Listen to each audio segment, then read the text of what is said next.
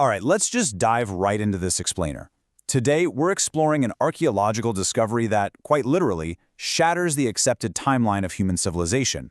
We're talking about a site that doesn't just tweak the history books, it completely rewrites them, forcing us to fundamentally rethink everything we thought we knew about the origins of complex human society. But before we get into the hard evidence, I want you to consider a pretty provocative question, one that directly challenges the old rules of how settled societies even emerged. Did humanity invent farming to support the world's first temples? I mean, for generations, we were all taught that agriculture came first, right? That it gave people the free time and stability they needed to eventually build monuments and temples. But what if it was the exact opposite? To really grasp the sheer, unimaginable scale of this anomaly, let's look at the timeline.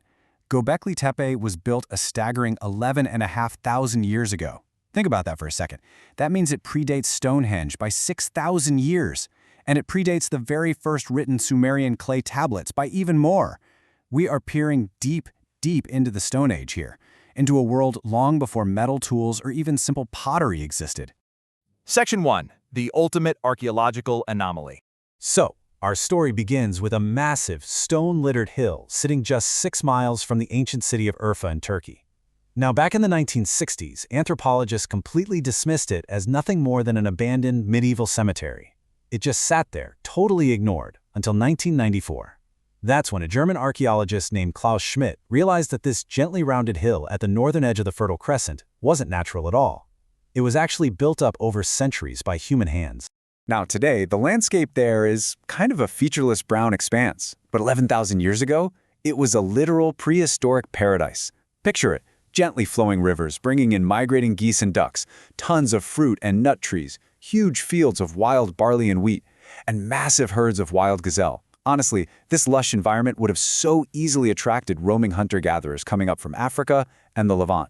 Section 2. Monumental Scale, Stone Age Tech. The physical reality of this place is it's staggering. The contrast between the primitive tools these people possessed and the megastructures they built is honestly hard to wrap your head around. Because without any metal tools or even wheels, ancient prehistoric masons wielding only simple flint chipped away at softer limestone outcrops to erect these massive T-shaped pillars. They arranged them in these gigantic rings, with the central pillars towering an incredible 16 feet high.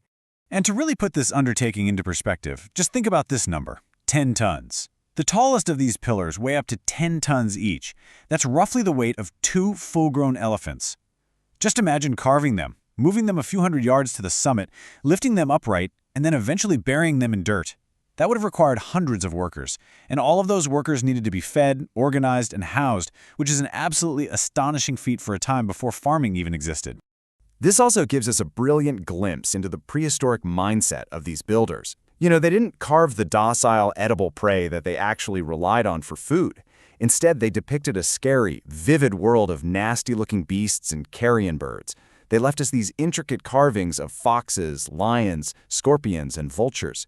It really suggests these hunters were perhaps trying to master their fears, or maybe dealing with some really complex symbols of death in the afterlife. Section 3. Clues in the Bones. Okay, so who exactly were these master builders?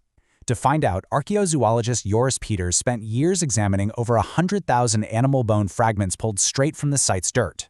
And the crucial takeaway here? Excavations found zero evidence of permanent settlement. None whatsoever. No cooking hearths, no houses, no trash pits, and absolutely no signs of domesticated animals or farming. As Peters noted, after sorting through thousands of fragments, it was glaringly obvious they were dealing with a hunter-gatherer site. The dietary evidence is just overwhelming. Gazelle bones make up more than 60% of the total, alongside wild boar, sheep, red deer, and birds. Literally every single bone found was from a wild animal. So this serves as the definitive smoking gun that these monumental builders were strictly nomadic hunter-gatherers who were just eating wild game. Yet somehow, they were doing something incredibly sophisticated, beyond just surviving day to day. New evidence published in the journal Antiquity suggests these ancient people congregated here to create social cohesion. Basically, they were throwing massive prehistoric parties. They engaged in wild feasting, dancing, and, get this, they even drank beer that they made from fermented, uncultivated wild crops. They were literally throwing massive feasts at the dawn of the Neolithic period. Section 4. Master Planners of the Neolithic. Now, for years, most archaeologists just assumed these circular enclosures were piled together randomly over a long period of time as different nomadic groups passed through. But a 2020 study completely overturned that assumption. Using advanced computer modeling, researchers from Tel Aviv University discovered that 3 of these monumental round structures weren't built haphazardly at all. No, they were actually planned from the very start as a single, coherent geometric project. What we're talking about here is true architectural planning, using geometry, abstract design rules, and spatial hierarchies. Before Göbekli Tepe, everyone just assumed this level of top-down planning only emerged long after humans transformed into food-producing farmers. But this breakthrough, it proves these early humans possessed complex architectural planning capabilities 11,500 years ago. These hunter-gatherers were, frankly, master architects. Section 5. Rewriting Human History. So, what does this all mean? Well, we basically have to throw out the old rulebook. The old view argued that agriculture came first, right? That it gave people the steady food supply and free time needed to settle down, and only then could they build temples. But the new view, driven by the sheer scale of Göbekli Tepe, suggests that the massive effort to build these monuments actually drove the need for agriculture just to feed the laborers. And the timeline firmly supports this stunning new reality. Researchers found that a mere 20 miles away from Göbekli Tepe, the world's oldest domesticated strains of wheat appeared. And they showed up just 5 centuries after Göbekli Tepe was constructed.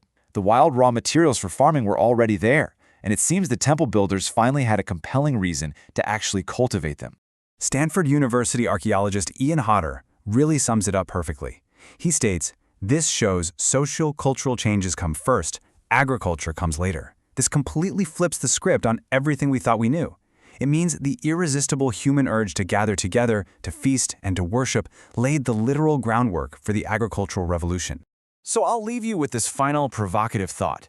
If the primal urge to build monuments and worship together is what actually created agriculture, what other established facts of our ancient history are just waiting to be flipped? If the drive to feast together sparked civilization itself, what else about our deep, distant past are we fundamentally misunderstanding? Thanks for joining me on this explainer. Keep questioning and keep exploring.